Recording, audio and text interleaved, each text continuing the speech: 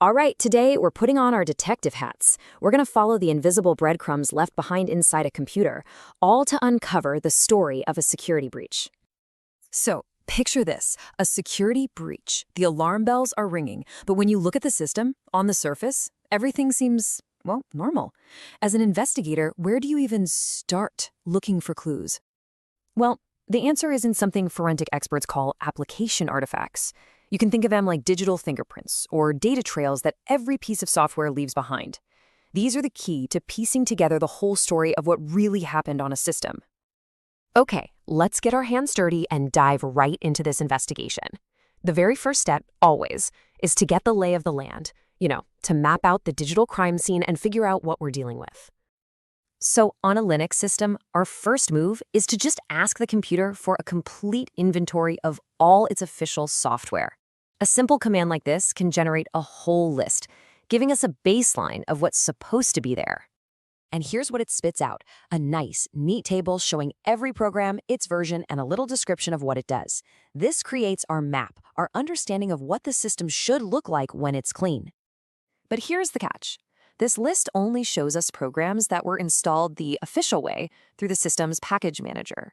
It's not going to show us any sneaky programs an attacker might have dropped in by hand. To find those, we have to dig a lot deeper.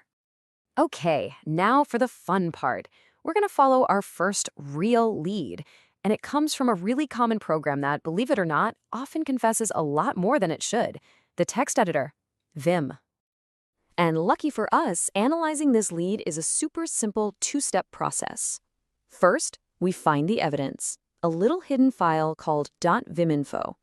Second, we crack it open and analyze what's inside. It's Digital Forensics 101. To hunt down this file, we use a search command. We're basically telling the system to comb through all the user folders and find this one specific hidden file for us. And boom!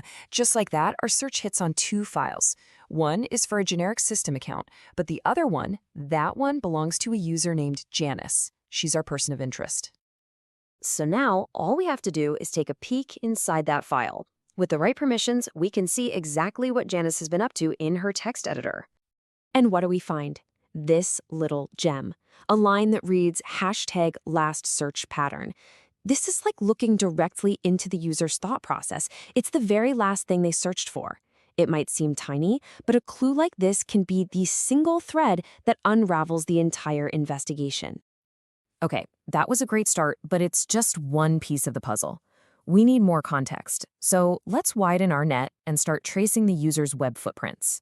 Browser activity is almost always a goldmine of information. We're going to use pretty much the same search trick again, but this time, we're not looking for text editor files. We're hunting for the data folders that belong to web browsers like Firefox and Google Chrome.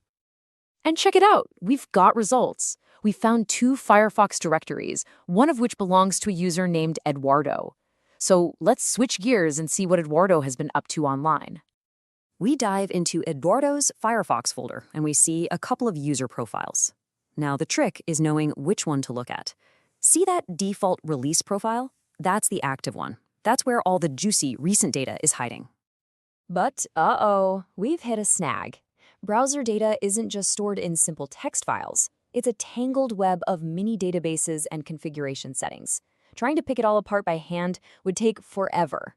It's time to call in a specialist. So the big question is, how in the world do you sort through this mountain of data efficiently? How do you turn all this raw, messy information into something you can actually use? Well, let me introduce you to our specialist for the job, a nifty tool called Dumpzilla. It's a script designed specifically to rip through browser artifacts, pull out the valuable info, and serve it up to us in a clean, easy-to-read way. And man, this just shows you how powerful it is. We run the tool on Eduardo's profile, and it instantly gives us this awesome summary. We can see right away he has 34 cookies, 14 history entries, 10 bookmarks. This tells us exactly where to focus our efforts next. Okay, so let's say those 34 cookies catch our eye. Why? Because they can tell us about what websites a user has logged into. We simply tell the tool, hey, just show us the cookies.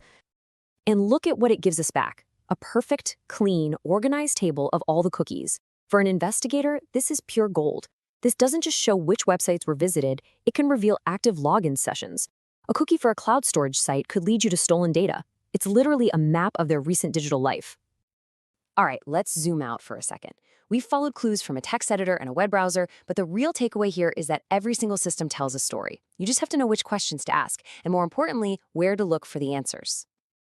And here's the most important part. The kind of system you're looking at tells you what kind of clues to look for.